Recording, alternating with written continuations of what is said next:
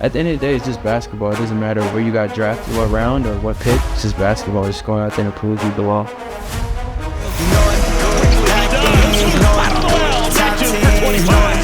Top spin on a bullet, make a run with caution.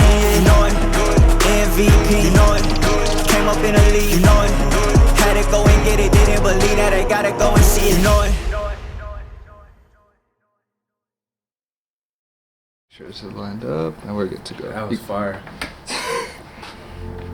This war has been on such a run, you know. You guys have had to be first time making playoffs in franchise history. You know, what has contributed to that success, whether it be you, the guys themselves, like Coach DJ, like what has been, you know, showing that success? Yeah, I mean, it's just a lot of things. You know, obviously, it's way bigger than me, but like, in any way, like my main focus is if I can go contribute in any way, you know, especially the team embracing me, coaching staff embracing me, like Coach DJ embracing me, because, you know, I'm someone who's going down back and forth at random times, so never know when I'm going to join the team, be with the team, or how long, for how many games. But like every time I went down there, it was always loud and appreciation. So at least I wanted to do was like just go out there and play hard and play for the team, play the right way, and contributed to success. I mean, great coaching staff, like I said, they want to win. You know what I'm saying? They building great characters and great habits like we are here. I think they just did a great job kind of building the team with that as well. I mean, high character guys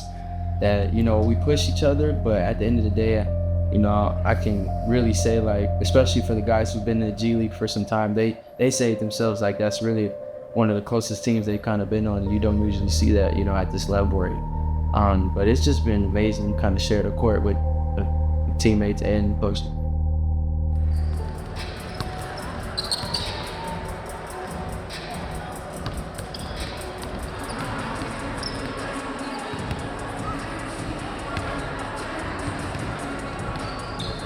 That we've had, right? But now it's got to be discipline in the details, right? Every time a shot goes up, right? It's rebounding, it's transition defense, and it's protecting the paint, right? It's rebounding, it's transition defense, and protecting the paint. So every time, if your guy's off the ball, you know they're going to crash from the perimeter, right? When we take a shot, right? No purgatory. Either crash or you've got to sprint to get back. No buy bads. Everybody contribute to winning. Everybody be about the team. All the discipline and the defense together, all 48 minutes. All right. Together on three. 1, 2, 3. Together.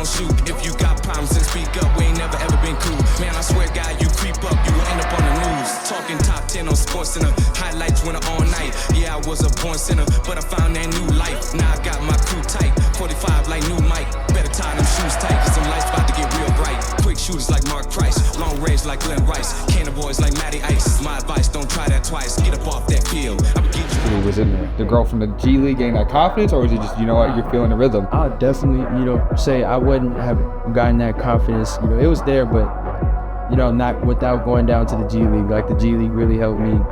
Coach Baker pulled me to the side and was like, you know, I know the player you can be. Like, you just got to go out there and show it and just play with confidence and play mistake-free. And obviously, it was kind of hard, you know, doing that, like not knowing if I'm going to play or not up here. So when I went down there, that was my mentality, and it allowed me to build a rhythm. And then when I came up for that whole month of February, I just kept it up. And I just, obviously with that rhythm I had in the G League, just brought it up to the Hornets, which is where I wanted to do, and just make the most of, like you said, opportunities. And I didn't know how much I was going to play. You know, unfortunately, guys went down, and that's what you have to do. You have to be ready, and your name gets called. And I got my first career start, you know, in that month, and played against some crazy NBA guys that I've idolized all my life, and made some great memories, and, you know, really built and found myself and kind of showed, like, okay, this is the player that I can become, and just prove that, you know, I belong. You got a very young backcourt. KJ Simpson's in the backcourt. He'll get the nod with Vasa Micic and LaMelo Ball out. This is indeed the first career NBA start for KJ Simpson.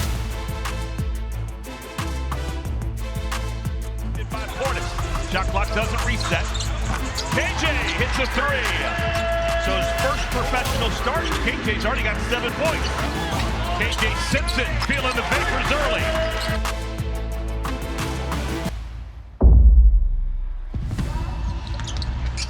KJ Simpson doesn't seem to care. Took it right to Kobe White. Kobe swings it around the perimeter. KJ Simpson, three-pointer.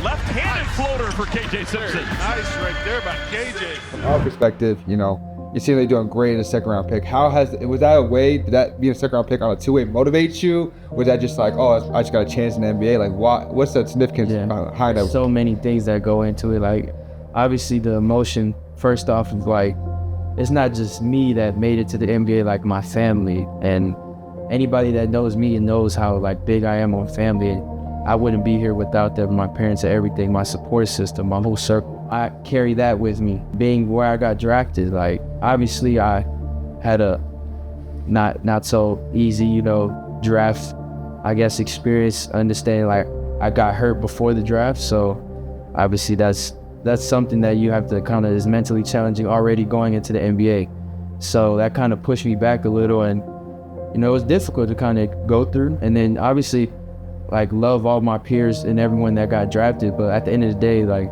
I'm a competitive individual, so I remember everybody that got drafted, you know, pretty much before me, especially in the second round. And I always looked at it as, you know, I'm grateful to go where I got drafted. This is where everything works out for a reason, and then, you know, this is God's way of saying, you know, no, you did, maybe this is where you need to be in, and it's just a blessing. But at the end of the day, I always feel like I was a first rounder that just fell to the second. That's my mentality. I feel like I can compete with the best of them, and my confidence definitely just, you know, I feel like a lot of things that don't get talked about is you can get better in, you know, embracing your confidence, you know, especially when, as a rookie, young guy, you don't want to make mistakes, right? But when you can just credit to, you know, this organization, when you can go out there and just play mistake-free and have people support you, I mean, it means everything. So I feel like that helped me a lot, and definitely just slowing down, you know, things is just racing, you know, going 100 miles an hour. You know, you can kind of get caught up in it, but it's just, you slow down and let basketball come to you, and then just honestly embracing the off the court stuff as well, like just where we going, the nice hotels we stay at. Like, my first time going into Toronto. I'm excited.